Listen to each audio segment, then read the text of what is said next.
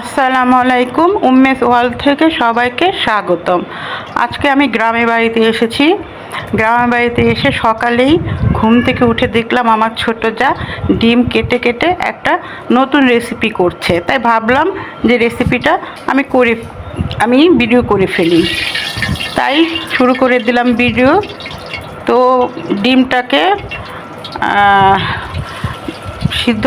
সিদ্ধ না ভাপিয়ে নিয়েছে। ভাপিয়ে নিয়ে ওটা ছোট ছোট টুকরো করে নিয়েছে। তারপরে পেঁয়াজ, কাঁচামরিচ এগুলো ভালো করে ধুয়ে এটা এখন ভাজবে।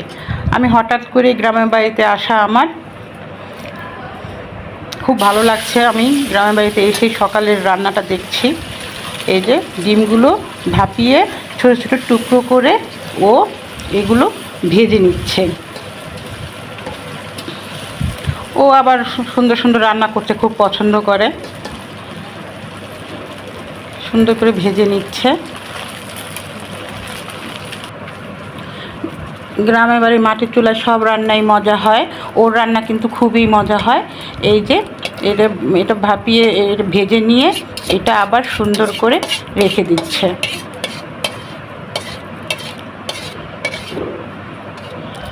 অন্য সব রান্না শেষ, এখন একটা নিজের রেসিপি করছে। সব রান্না শেষ করে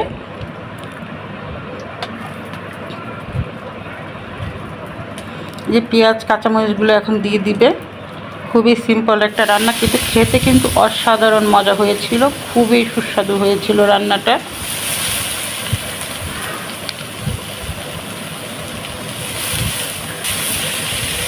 মাটির চুলার রান্না আসলে খুবই সুস্বাদু হয়, খুবই মজা হয়। তার উপর যদি সেটা আরও শৌখিন করে রান্না করা হয় তাহলে তো কথাই নেই। শুধু একটু হলুদ আর লবণ দিয়ে রান্নাটা শেষ করেছে। তেমন কোনো কিছুই দেয়নি এই রান্নাতে। সিম্পল রান্না, কিন্তু খেতে যে কতটা সুস্বাদু হয়েছিল।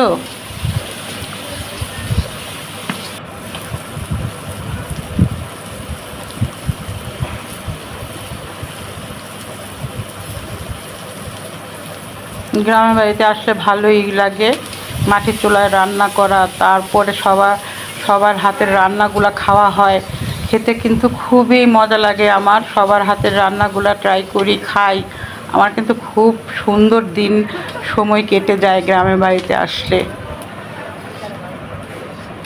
এই যে লাল লাল করে পেঁয়াজ কাঁচামরিচটা ভেজে নিয়েছে।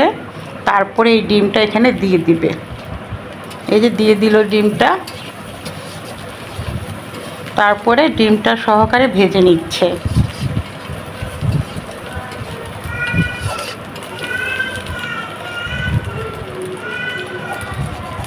হয়ে গিয়েছে ডিমের রান্নাটা। খুবই সুন্দর দেখা যাচ্ছে রান্নাটা।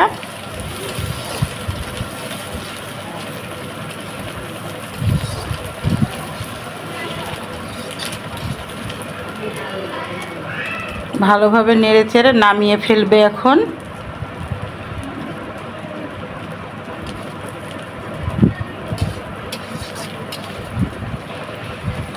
এই যে এখন নামিয়ে ফেলছে। দেখুন বন্ধুরা, কত সুন্দর হয়েছে রান্নাটা।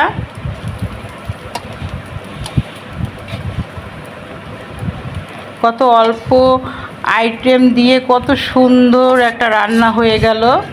সিম্পল রান্নাটা কিন্তু খেতে সুস্বাদু হয়েছিল।